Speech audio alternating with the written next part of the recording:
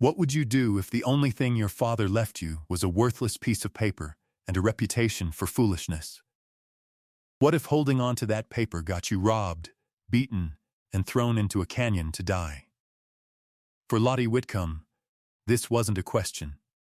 It was the sun-scorched reality of an afternoon in 1870s Arizona. She had inherited her father's freight claim, a deed everyone in the town of Redemption Gulch called Whitcomb's Folly. And for refusing to sell it for a pittance, she was left for dead at the bottom of a ravine. But the truth waiting for her in the dust and the silence, among the bones of forgotten mules, was a story the canyon had been keeping for a decade. It was a story that would not only save her life, but rewrite the history of the very town that cast her out. So settle in, and let us know where you're watching from, as we follow a woman left with nothing who found everything that was ever lost. The first thing Lottie knew was thirst. It was a living thing, a predator with claws scraping the back of her throat. The second was the sticky warmth matting her hair to the side of her face. Blood. She pushed herself up on one elbow, the world tilting in a nauseous wave. Red rock walls shot straight up to a sliver of impossible blue sky. She was at the bottom of a dry, narrow gorge, a place of stone and shadow. The memory came back in a sickening rush, the meeting on the ridge above town, Silas Croft's affable smile turning to stone. His offer of $20 for her father's freight claim, her refusal. "It was my father's," she had said, her voice small but firm. Croft's laughter had been like rocks grinding together. "Your father was a fool who died chasing ghosts." Then his hand shoving her shoulder. The world tumbling, sky and dirt and pain. He'd taken her purse, her horse, and left her for the buzzards. A sob, dry and ragged, tore from her chest. She was alone. Utterly, her father's last letter, tucked inside her dress, felt like a small, sharp stone against her ribs. "The claim is more than dirt, Lottie. It's a marker. A promise. Don't let them have it for nothing." He had died of a fever a month ago, his belief in this patch of worthless rock unshaken. Now it seemed his belief had killed her too. She got to her feet, swaying, her left arm hung at a useless, agonizing angle. Broken, grit abraded her cheek, every muscle screamed. To stay here was to die. She looked one way down the wash, then the other. Both directions offered the same brutal indifference, baked earth, shimmering heat, and the promise of a slow, anonymous end. There was no sign of a way up the sheer cliffs. Her only path was forward, into the deeper unknown of the canyon system. She chose the direction the shadows were leaning, and began to walk, one stumbling step at a time. The silence was absolute, broken only by her own ragged breathing and the crunch of her worn boots on the gravel. She was just another secret the canyon would keep. Days blurred into a haze of sun and shadow, of walking and collapsing. The thirst had become a dull, constant ache, her thoughts slow and thick as mud. She had long since given up hope of being found. Her focus narrowed to the singular, primal instinct of putting one foot in front of the other. The canyon twisted and turned, a maze of red stone. It was in one of these turns that she saw the first bone. It was a femur, long and bleached white as chalk, lying half buried in the sand. A little farther on, a rib cage, stark and sculptural against the red dirt. Mule bones. She'd seen enough of them along the territory's trade routes to know. But they were strange here, so far from any known trail. A flicker of something other than pain moved through her. Curiosity. She kept walking, and the bones became a path. A skull here, a collection of vertebrae there, all leading deeper into the wash. Then she saw it, a faint, shallow groove in the packed earth, running parallel to another just a few feet away. Wheel ruts. Old, so old they were little more than ghosts on the land, but unmistakable. Who would bring a wagon down here? This was no road. This was a grave. Driven by a force she no longer understood, she followed the ruts. They led her away from the main wash, into a narrow tributary she hadn't noticed before. A slot so tight the sky was a mere ribbon above. The air grew cooler. And then, she saw it. Wedged between a rockfall and the canyon wall, shrouded in the deep afternoon shade, was a shape that didn't belong. It was the curved, ghostly white top of a prairie schooner. Her breath caught. She limped closer, her heart hammering against her ribs with a strength she hadn't felt in days. There wasn't just one. Behind the first, half crushed by fallen rock, was another and another. An entire wagon train, mummified by the dry air, sat in perfect, deathly silence. They were freight wagons, their canvas sides emblazoned with a faded but familiar name, Whitcomb Freight, her father's old company. The one he'd lost a decade ago, the event that had broken him. The lost convoy. The one that had vanished without a trace, presumed washed away in a flash flood. It was real. It was all real. What could be hidden inside these silent, forgotten vessels? What secrets had they been guarding for 10 long years? Let us know in the comments what you think Lottie will find, and be sure to subscribe for more tales of history's hidden truths. Now, she was about to pull back the canvas on a decade of secrets, and what she discovered would change not only her own fate, but the fate of the entire valley. The memory of the town was a bitter taste in Lottie's mouth, more acrid than the dust she'd been breathing for days. She remembered arriving on the stagecoach, a solitary figure in a black mourning dress, clutching the deed to her father's claim. Redemption Gulch wasn't much.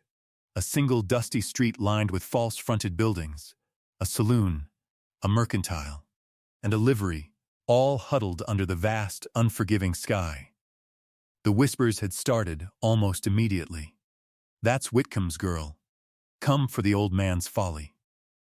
They saw her not as a grieving daughter, but as the inheritor of a joke. Her father, a once respected freightmaster, had spent the last 10 years of his life obsessed with this specific, worthless patch of land, convinced it held some secret. He'd lost his business, his savings, and finally his life, all in its pursuit. The town pitied him, and now they pitied her. Silas Croft, owner of the grandest building on the street, Croft's Mercantile, had been the loudest voice of reason, which Lottie now understood was simply cruelty disguised as pragmatism. "Your father was a good man, Lottie," he'd said, his voice oozing a false sympathy across the saloon's bar. "But he lost his way. That claim is nothing. A ghost. Let me take it off your hands. Give you a fresh start." His offer was an insult, but the men around him nodded in agreement. She was a woman alone, clinging to a dead man's delusion. She saw it in their eyes. The town had already written her off. Only one person had spoken to her with anything other than pity or contempt. An old Yavapai woman who sold dried herbs and woven baskets near the edge of town had watched Lottie pass, her dark eyes missing nothing. She'd stopped her with a quiet word. "The canyon keeps what it is owed," the woman had said, her voice dry as a seed pod. And what is owed to it? Lottie hadn't understood the cryptic phrase then. It sounded like a proverb, meaningless and poetic. Standing now before the silent, dust-shrouded wagons of Whitcomb Freight, the words echoed with a sudden, chilling clarity. The canyon had been owed these wagons, and now it had delivered them to her. She looked from the faded logo on the canvas to her own torn dress and broken body. The mockery of the town, Croft's condescending smile, it all felt a world away. She had been cast out, pushed aside, but the canyon had caught her. And it had something to show her. A cold resolve settled in her bones, chasing away the pain and the fear. She couldn't go back to Redemption Gulch. Not as the fool's daughter, not as a victim. If she was going to return, it would be with the truth. And the truth, she knew with a certainty that defied all logic, was waiting for her inside these wagons. Her first touch of the lead wagon's canvas sent a puff of ancient dust into the still air. The fabric was stiff, brittle as old paper, but it had held. With her good hand, she fumbled with the rope tie at the back, her fingers clumsy and weak. The knot was petrified. Frustrated, she found a loose rock and hammered at the rope until the dry fibers frayed and parted. She pulled the flap aside, peering into the darkness within. The air that rolled out was thick with the scent of dry rot, leather, and something else. Something faintly medicinal and clean, like carbolic soap. Disappointment was a familiar, sinking stone in her gut. At first glance, it was just a jumble of crates and barrels, everything coated in a fine layer of ochre dust. It looked like what it was, abandoned cargo. Worthless, her hope, so sharp and bright only moments ago, began to dim. Exhaustion washed over her in a great, gray wave. She was a fool, just like her father. Chasing ghosts. She didn't have the strength to search or even to close the flap. She slid down the tailgate, her back against the rough wood, and let the darkness take her. She slept a sleep of the dead, huddled under the wagon's belly for shelter from the night's chill. Sometime in the deep, moonless hours, a sound startled her awake. A low, mournful howl, echoing from the cliffs above. A coyote. It called again, closer this time. Lottie didn't feel fear. In the profound, crushing loneliness of the canyon, the sound was a strange comfort, a reminder that she wasn't the only living thing in this vast tomb. She was being watched. The thought wasn't menacing, it was company. She lay awake for a long time, listening to the desert's night sounds, her throbbing arm a dull metronome. Just before dawn, another sound came from inside the wagon directly above her. A soft, distinct creak. It wasn't the wind. It sounded like wood settling, as if a weight had shifted inside. She froze, every nerve ending alight. Was someone in there? Had they been there all along? The silence that followed was heavier, more watchful than before. The coyote on the ridge fell silent. Lottie held her breath, listening to the frantic beat of her own heart. Nothing, just the immense, patient silence of the canyon. But she knew now. She was not alone with these wagons. Something else was here. The morning light, when it finally spilled into the narrow wash, brought with it a renewed, if fragile, determination. The fear of the night had sharpened into a needle of purpose. She had to know what was in those wagons. Not just for her father, but for herself. To prove she hadn't nearly died for nothing. She focused on the second wagon, the one less damaged by the rockfall. Using a splintered piece of wood as a lever, she managed to pry open its rear gate. This one was packed differently. Tightly wrapped bolts of fabric, sealed in oilskin, were stacked high. Crates of tools, new axes, saws, hammers, their steel heads still showing a faint gleam under the dust. Tins of seed, their paper labels miraculously preserved in the dry air. This wasn't junk. This was a town's beginning. This was everything the settlers of Redemption Gulch would have needed to build their lives. Lives that had instead been built on hardship and scarcity.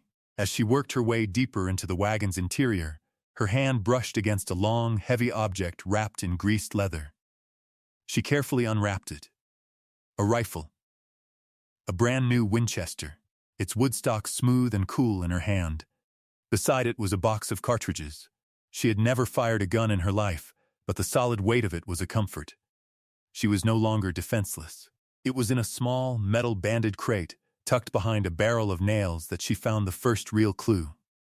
The crate was marked with a red cross. Medicine, inside, nestled among glass bottles of laudanum and rolls of clean bandages, was a small, leather-bound book. A physician's log.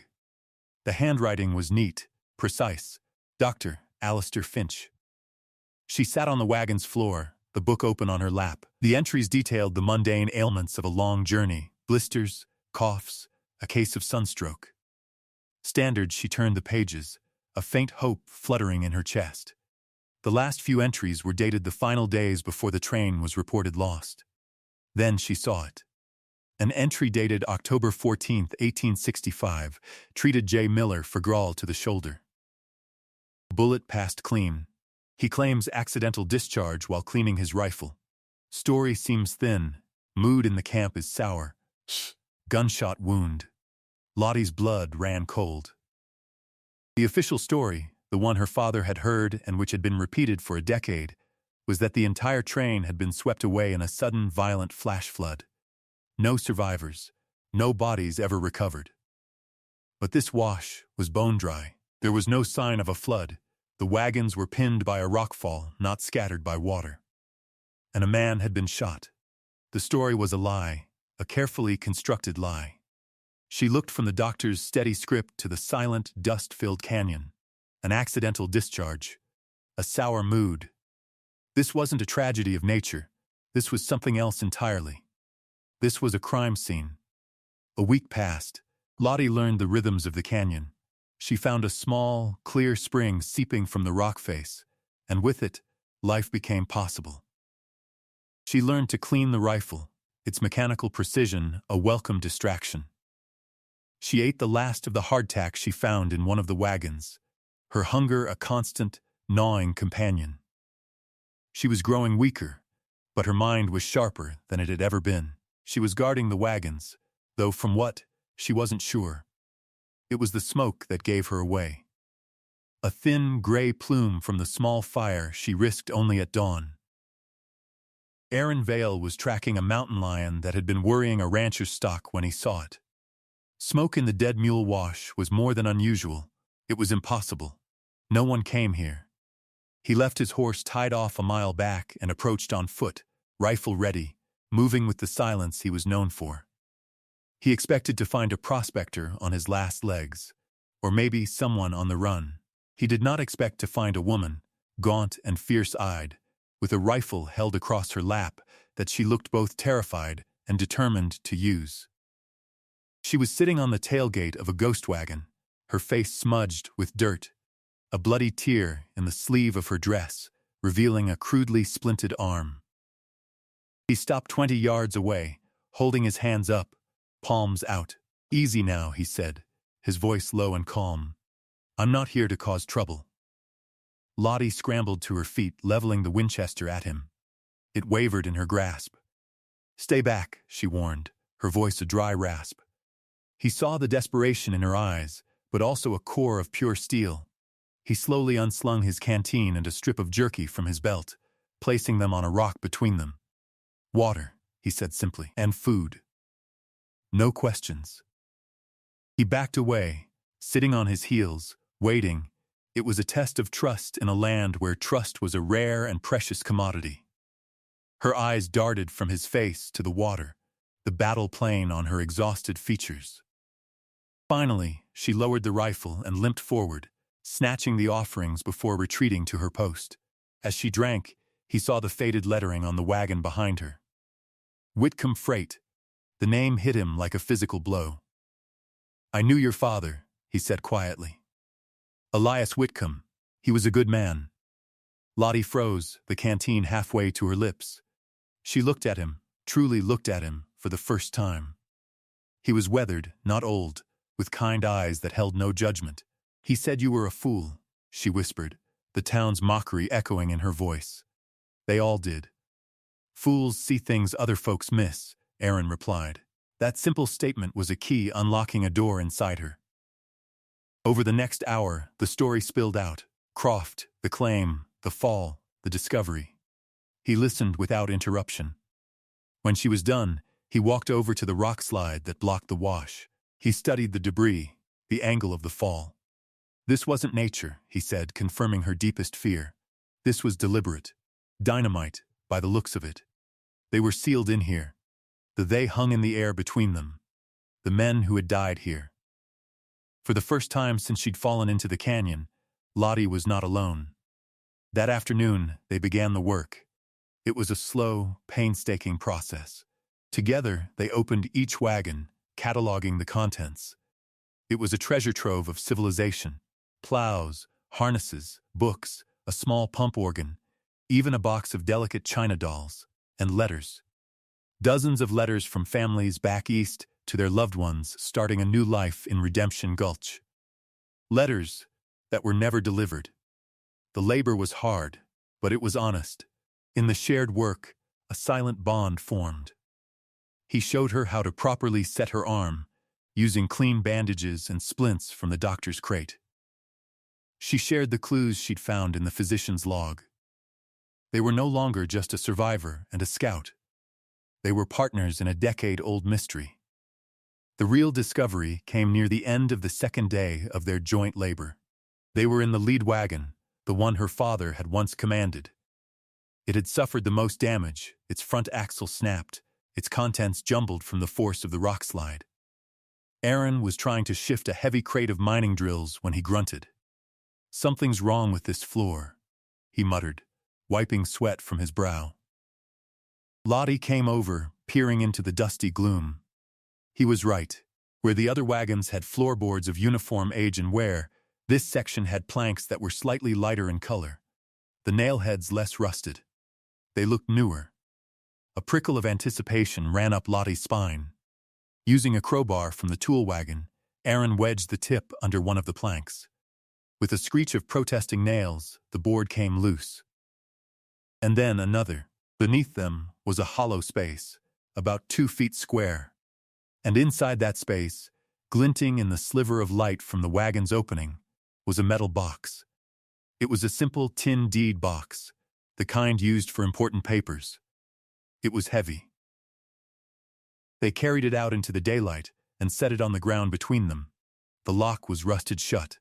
Aaron used the crowbar again, forcing the lid with a groan of tortured metal. Lottie held her breath. Inside, wrapped in a thick layer of oilcloth, was a single, large, leather-bound book. It was the freight company's master ledger. She recognized it instantly from her father's descriptions. The book he'd said vanished with the wagons, the proof of his ruin. Her hands trembled as she opened it. The first half of the ledger was filled with the neat, looping script of the original freightmaster, detailing cargo manifests and payments. Then the handwriting changed. It was her father's familiar, angular scrawl. He had found this place. He had found the wagons years ago. He had been using the blank pages at the back of the ledger as a private journal. Her eyes flew across the pages, Aaron reading over her shoulder. June 1874. Found them, the lost convoy. Just as the old prospector said, not a flood, a burial. He had pieced it together. He'd found the doctor's logbook, just as she had. He'd found evidence of the dynamite. But he had found more. The final entries of the original freightmaster detailed a massive shipment of undeclared goods, mining equipment and silver bullion, paid for in cash by a young, ambitious freight hand who was supposed to guide a second, smaller convoy through a different pass. That hand was Silas Croft. The ledger showed that Croft had signed for the goods, then, days later, filed a report that the entire Whitcomb train was lost to a flood. He had murdered the crew, sealed the wagons in the canyon, and used the stolen silver to ride into Redemption Gulch and build his mercantile empire. Her father had found the proof. "He knows I'm close," the last entry read. "Met him on the ridge today. He is nervous. I will present this to the magistrate tomorrow." The entry was dated the day before he was reported to have taken ill with a fever. He wasn't sick. He was silenced. Croft hadn't pushed Lottie into the canyon for a worthless claim. He had tried to kill her to protect a lifetime of lies, for the very ledger she now held in her hands. Just as the full weight of the discovery settled upon them, the sky, which had been a placid blue all day, began to change. Dark, bruised-looking clouds boiled up over the canyon rim with unnatural speed. The air grew heavy, electric, a low rumble echoed from far away, a sound that was felt more than heard. "Monsoon," Aaron said, his eyes on the sky. "And a bad one. We need to get this to high ground." Now, a sudden, violent wind tore through the wash, whipping sand into their faces and rattling the canvas on the wagons. The storm was on them. There was no time to get out of the canyon system. Their only hope was to ride it out. They worked with a desperate, frantic energy, a team forged in crisis.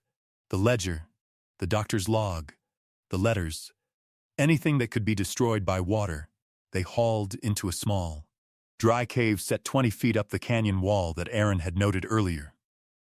The first fat drops of rain began to fall, hitting the dry ground with sizzling hisses. Then the sky opened. It was a deluge, a solid sheet of water that turned the air gray. Within minutes, the floor of the wash, which had been bone dry for a decade, was a churning, muddy torrent. The water rose with terrifying speed, swirling around the wagon wheels, pulling at loose debris. They huddled in the mouth of the cave, watching the storm's fury. The roar of the water was deafening. It was in a flash of lightning that Lottie saw him. A figure, stumbling and falling in the raging water near the canyon's main junction. He was being swept away. There, she screamed over the roar. Aaron saw him too. Without a word, he uncoiled the rope he always carried, tied one end around his waist and the other to a solid rock outcropping. "Stay here," he ordered. But Lottie was already grabbing the other end of the rope, digging her heels into the rocky earth. "I've got you," she yelled back. He plunged into the maelstrom. The water was a powerful, living beast, but Aaron was strong. He fought his way to the man, grabbing him by the collar just as he was about to be pulled under. The current fought them both, but Lottie held the rope fast, her muscles screaming, her feet sliding in the mud. She held on. Together, they dragged the half-drowned man from the flood and up into the relative safety of the cave. He was sputtering, coughing up water, his eyes wide with terror. It was Jed, a young prospector from town. One of the men who had been sitting at the saloon, laughing with Croft at the story of Whitcomb's folly. He stared at Lottie as if she were a ghost. "You," he stammered. "You're supposed to be dead." Lottie didn't answer. She went to the supplies they had saved and came back with a dry blanket and the medical kit. As the storm raged outside, she cleaned and bandaged a deep gash on his leg, her movements steady and sure. In that moment, sheltering an enemy, she wasn't a victim seeking revenge. She was a steward of what she had found. She was choosing to save, not to condemn, and in the quiet light of the lantern, Aaron watched her, his expression one of profound respect. The crisis had tested her, and she had not been found wanting.